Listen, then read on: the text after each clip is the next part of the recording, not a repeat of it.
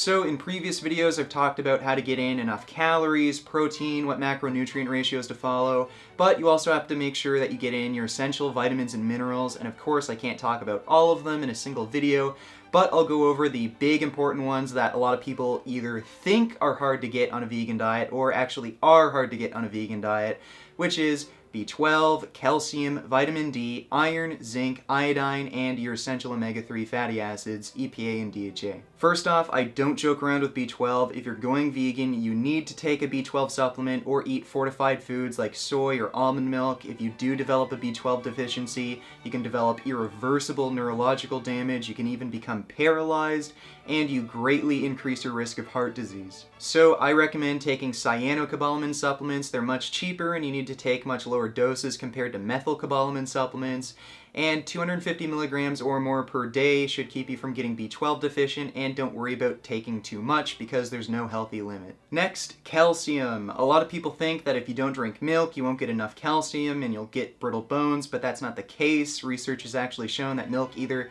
has no effect or increases your fracture risk, and it also increases your all-cause mortality risk as well, so you probably want to get your calcium from another source. Now, there are tons of plant foods that are very high in calcium, with green vegetables being your go-to options, collard greens and kale, extremely high sources of calcium, and I always recommend eating at least 5 cups of green vegetables per day, and that will give you more than enough calcium you need. You can also drink vegan milks, which are being fortified with calcium if for whatever reason you can't get enough green vegetables, and 500 milligrams of calcium per day seems to be the cutoff for fracture risk, so just make sure you're getting in at least that much calcium per day and you should be fine. Now, I don't know why, but there's some people who think vitamin D only comes from animal products, when in fact it's produced by your own skin when in contact with the sun, so just going outside, getting some sunshine, should give you all the vitamin D you need, but there are some factors that affect vitamin D production, like age and skin color, and if you live somewhere cold or cloudy, you might need to supplement with vitamin D. Now, there is a healthy limit with vitamin D supplementation, and 2,000 IUs per day seems to be about optimal, and I'll link a video down in the description made by Dr. Michael Greger where he goes over vitamin D supplementation in detail.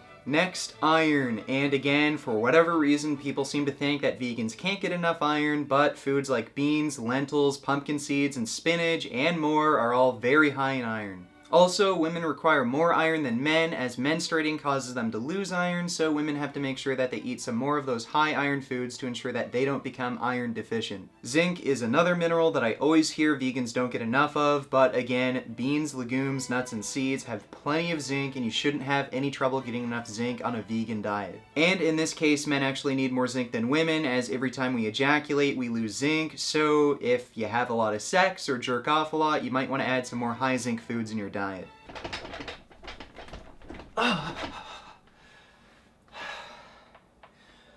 Mom! Where's my sandwich? Now, iodine can be a little bit difficult to get on a vegan diet, as soil conditions vary greatly from area to area, so even when certain foods like potatoes and cranberries are typically high in iodine, depending on where you live, it might not be a reliable source. So sea vegetables like dulse are a great reliable source of iodine, and Eden organic beans are also very high in iodine. Just 1 can provides you with your daily recommended intake of iodine.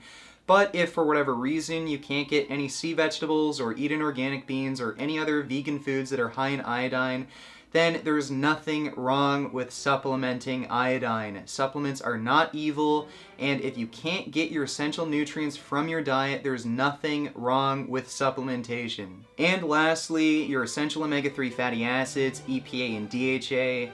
Now, vegans can't get any direct sources of EPA and DHA without supplementation, but we can convert ALA from foods like flax seeds and walnuts into EPA and DHA. Now, you do have to keep in mind that ALA to EPA and DHA conversion rates are quite low, and this might not be a problem for fully grown adults, but for pregnant women and children, you absolutely must take an algae-based DHA supplement. There's plenty of research showing that DHA supplementation improves cognitive development in children, and the reason why I tell people to take an algae-based supplement rather than a fish oil supplement is the algae-based supplements don't contain all of these toxic contaminants that fish oil supplements do.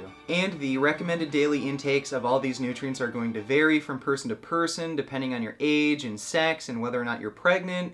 So do some research online to see what you particularly need. Talking to your doctor isn't a bad idea either. Sites like Chronometer also make it very easy to track these nutrients, and you should also check out nutritionfacts.org for some more detailed information. And I always recommend getting a checkup and blood work done just to make sure you're not deficient in anything. You want to catch these nutritional deficiencies before you develop any symptoms, as some of these symptoms can be very serious and irreversible, especially when it's in regards to B12.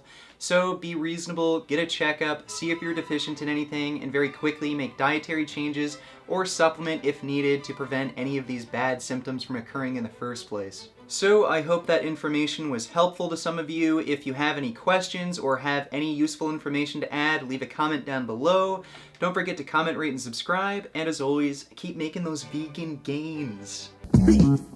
What a relief. When will this poisonous product cease? This is another public service announcement. You can believe it or you can doubt it. Let us begin now with the cow. The way it gets to your plate and how.